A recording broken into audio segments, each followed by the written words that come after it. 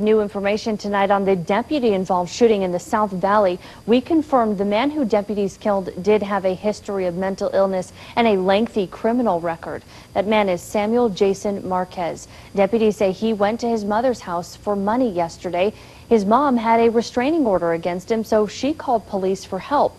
When deputies demanded he leave the house, Marquez came out with his mother as his hostage, holding a knife to her throat. When he wouldn't release her, 2 deputies opened fire, killing him. The subject was refusing. He was screaming back to them that he wasn't going to do it, that he was going to actually kill his hostage. He attempted to retreat back into the home with the hostage. Sheriff Dan Houston identified deputies Larry Tana and Matthew Wolke as the officers who shot Marquez. They are both on standard leave. An outside team will investigate to see if the shooting was justified.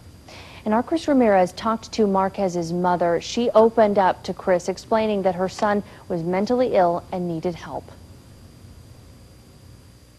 My name is Chris Ramirez. I'm with Channel 4. During her time of grieving, Nora Marquez agreed to an interview because she wants the community to know more about her son, Samuel Marquez, before they make a judgment. They killed him right there. We talked to her on her front porch, the very spot where she was held hostage, and saw her son killed by deputies. I don't know what happened yesterday. He was just cornered, and he wanted to get killed. He wanted that to happen. Do you think deputies made the right decision yesterday? Yeah, I really do, because, he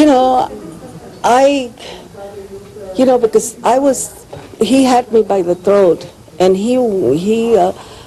that man that I was looking at that man's face that shot him, and I just saw that, he didn't want to do it. Nora says her son was disturbed, had been in and out of prison, including time for murder.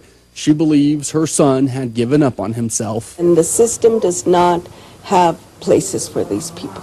They don't. He went to the mental hospital. They gave him some medication and let him out. They should have put him to get help, and they didn't. And this is what happens when this system doesn't have a place for people like this. Deputies Matthew Wolke and Larry Tana will likely never forget yesterday they took life away. Nora more than forgives them. She apologizes to them. I want to say to that man that shot my husband that I'm sorry, that, I know he didn't want to do that. I know, because they're just trying to help us, protect us. And Nora tells me that her son was hell-bent on not going back to prison. She believes that her son would have rather died at the hands of law enforcement than to spend one more day in a prison cell. Danielle, back to you.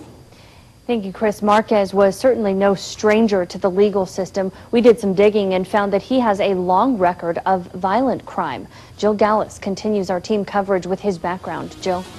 Danielle, we found Marquez's violent criminal history dates back more than 20 years. The most significant charge on his record, murder. He was sentenced to 9 years, and we found the court actually recommended New Mexico Department of Corrections place Marquez in a special unit for mentally retarded prisoners. Now, despite his condition, after serving his time, Marquez got out but had 8 different run-ins with the law. This included multiple robbery charges, but all of them were dropped. Each case was dismissed as the court ruled him incompetent. What's also interesting, in 2010, we found the court imposed a permanent restraining order against Marquez, prohibiting him from being in his mother's home at the same time of another family member. While the records did not specify who that person was, we do know it was not his mother who he held hostage. Danielle.